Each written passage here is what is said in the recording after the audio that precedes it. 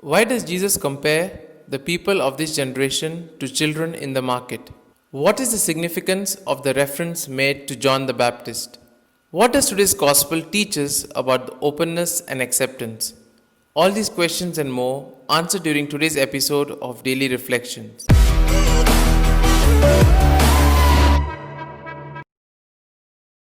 The leaders and the wise are not always pleased when someone criticizes or challenges them.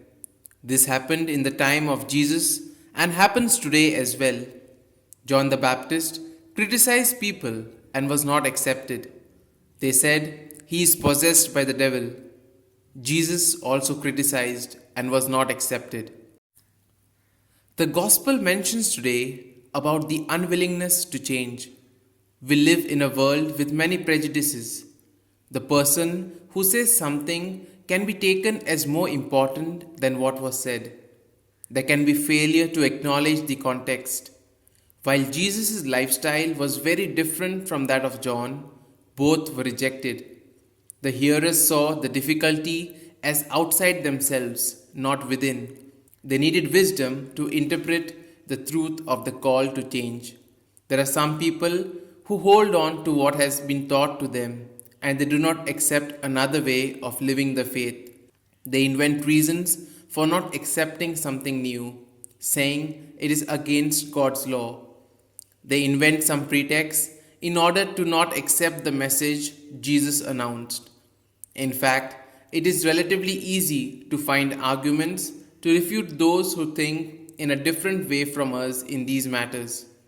But the Lord desires us to be free. The people's opinion on John and Jesus.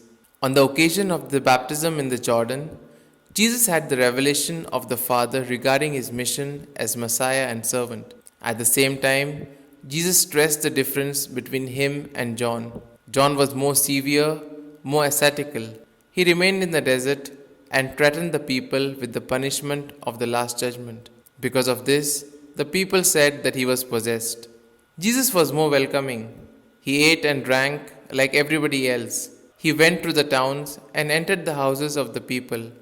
He accepted the tax collectors and the prostitutes. This is why they called him a glutton and a drunkard. We see that children complain to one another when the rules of the game are not observed. Jesus sees that adults too can have simplistic expectations and readily makes superficial comparisons. He asks us to see beyond the surface, to reflect more fully, to let our prayer go more deeper. If we are able to give time and attention to noticing where God is moving in our midst, we may be able to receive God's gift of wisdom and insight. Jesus concludes. At the end, Jesus says that wisdom is justified by all her children. The lack of seriousness and coherence is clearly seen in the opinion given on John and on Jesus. The bad will is so evident that it needs no proof. Jesus is not afraid to speak the truth. He exposes the willful perversity and stubbornness of the heart of the Pharisees and the scribes. Unlike the tax collectors and sinners, they refuse to recognize God's presence in Jesus. No appeal of His penetrates their hearts. They refuse to repent, and so they miss the moment of grace. Jesus' frustration with his hearers is behind this short group of sayings. He could never please everyone. He knows that he will be accepted in faith by some, and that his way of life will make sense to the faithful followers. We are led into the words of Jesus, into the mystery of God's communication with us. Here are some points for our personal reflection.